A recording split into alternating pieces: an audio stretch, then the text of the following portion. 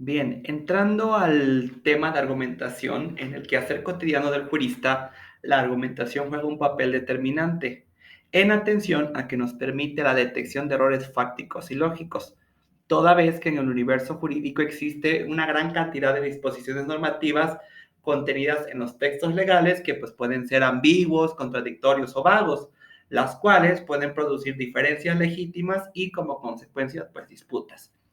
No debemos de perder de vista que la argumentación, la interpretación y la lógica jurídica se encuentran directamente relacionadas con el entorno cronológico jurídico y el status quo imperante de cada nación.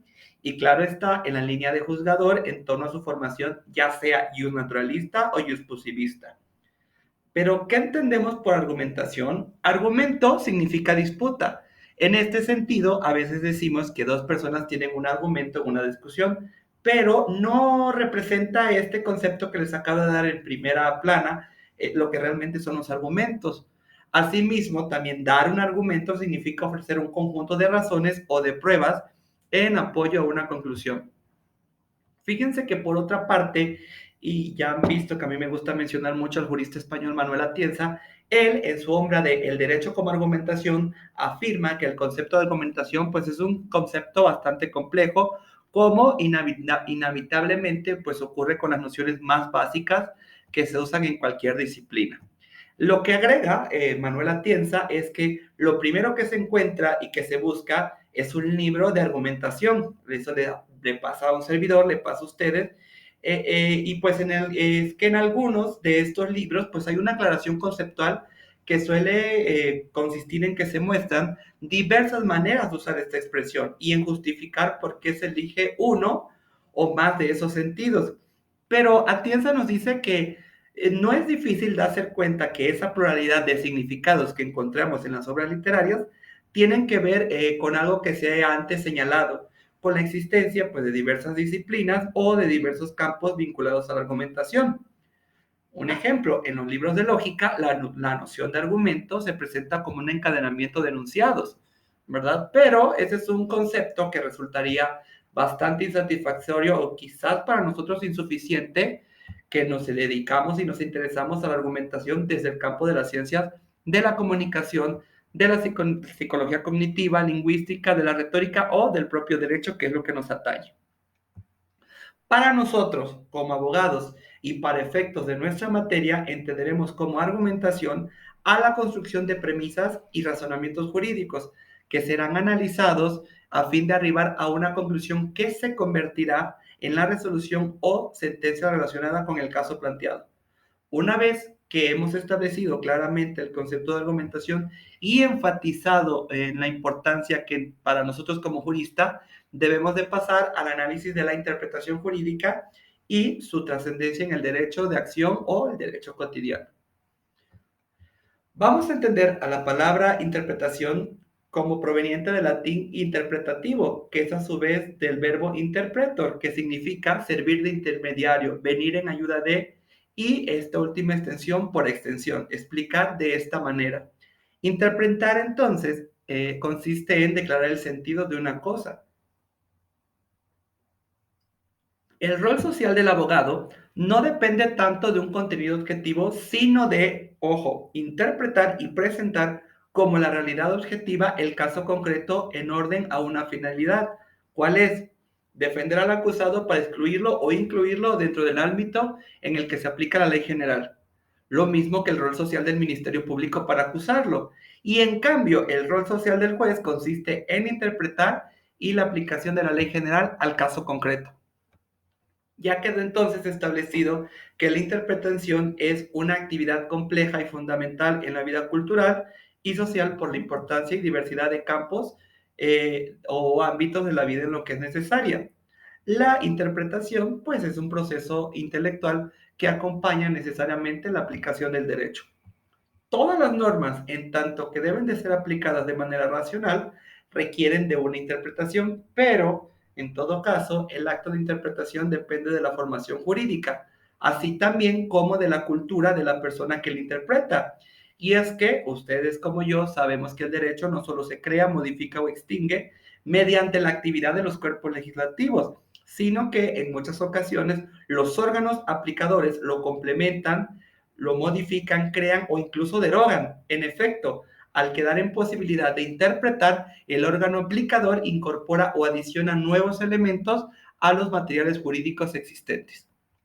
En todo caso, las interpretaciones que se hagan de un precepto o conjunto de ellos siempre deben de estar en concordancia con el sistema al que pertenecen, recordando aquí la idea jurídica de plenitud hermenéutica y sus principios de coherencia y unidad, que traen como consecuencia que no solo la validez de la norma, sino también la eficacia de las ya existentes. En el tema del raciocinio jurídico, el raciocinio es un acto de la mente por el que pasamos de varios juicios comparándolos entre sí a la formulación de un nuevo juicio o conclusión. Es así que el raciocinio jurídico surge de las conexiones entre las normas de derecho. Aquí debemos recordar a uno de los grandes juristas mexicanos, que es el maestro Eduardo García Maínez, que divide la lógica jurídica o la lógica del derecho en tres partes: el concepto jurídico, el juicio jurídico y el raciocinio jurídico. Entonces, retomando al maestro García Maínez, el raciocinio es el acto de la inteligencia en el que, por medio del análisis de las normas, se adquiere un conocimiento nuevo. Y siguiendo a este ilustre jurista, el raciocinio jurídico tiene por objeto el estudio de las formas de la inferencia en la órbita del derecho. En tal orden de ideas, el raciocinio jurídico, ¿para qué nos sirve? Bueno, chicos, nos va a servir para avanzar en el conocimiento de la propia norma y conocer la estructura de los razonamientos que garantizan la correcta aplicación de las normas abstractas a casos regidos por ellas, o que también van a permitir formular las que se deben aplicar a situaciones no previstas. No debemos de perder de vista que el raciocinio y su estructura es aplicada a casos concretos de la experiencia jurídica, a fin de proceder a la creación de resoluciones judiciales. Y de igual forma, es importante destacar que el raciocinio está vinculado a temas como la vigencia de las normas de que es parte, también a la interpretación de las expresiones que los órganos creadores del derecho se han servido y, en caso de lagunas, a la integración de los vacíos de las fuentes formales del derecho. Ahora, enfocándonos un poco a nuestro sistema jurídico mexicano, hay que ver la aplicación del argumento analógico. Una vez que se ha establecido como telón de fondo las cuestiones relacionadas al análisis de conceptos y definiciones, tenemos que disponernos a situar el tema de la analogía en el contexto, pues, del ordenamiento jurídico mexicano. Ya sabemos que el derecho moderno reconoce abiertamente la existencia de lagunas, así como de su necesidad de subsanarlas, sin que por ello sea vulnerado el principio de seguridad jurídica y mucho menos el de legalidad consagrada en el artículo 14 de la Constitución.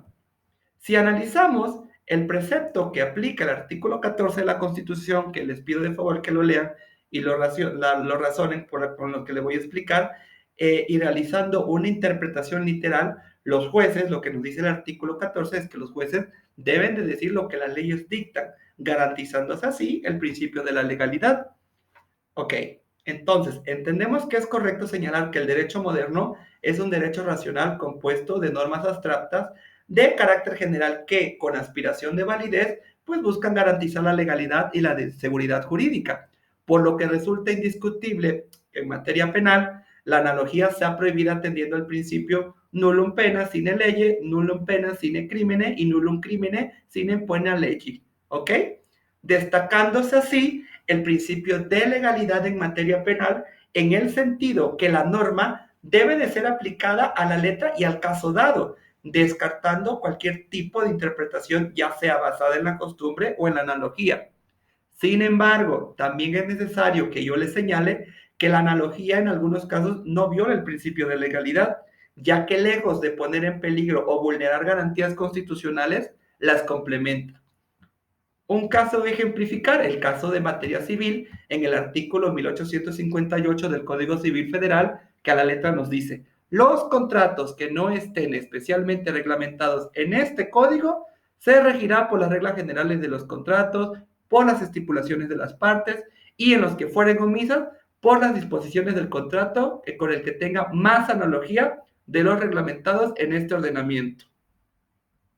O en materia administrativa, y muy especialmente en materia de derechos de autor, tenemos el artículo 13 de esta misma ley federal que nos dice, los derechos de autor a que se refiere esta ley se reconocen respecto de las obras de las siguientes ramas.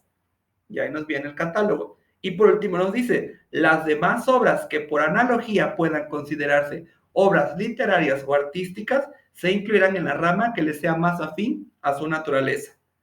Del análisis que podemos sacar de estos dos preceptos anteriores citados, podemos concluir que la analogía es un principio de interpretación que tiene alguna relación con el principio general de igualdad, por lo que podemos decir que la analogía no tiene contenido propio, es un recurso hermenéutico o de interpretación jurídica que opera bajo ciertos supuestos y que tiene un valor instrumental y que tiene sentido cuando hay ausencia de ley exactamente aplicable al caso. Gracias.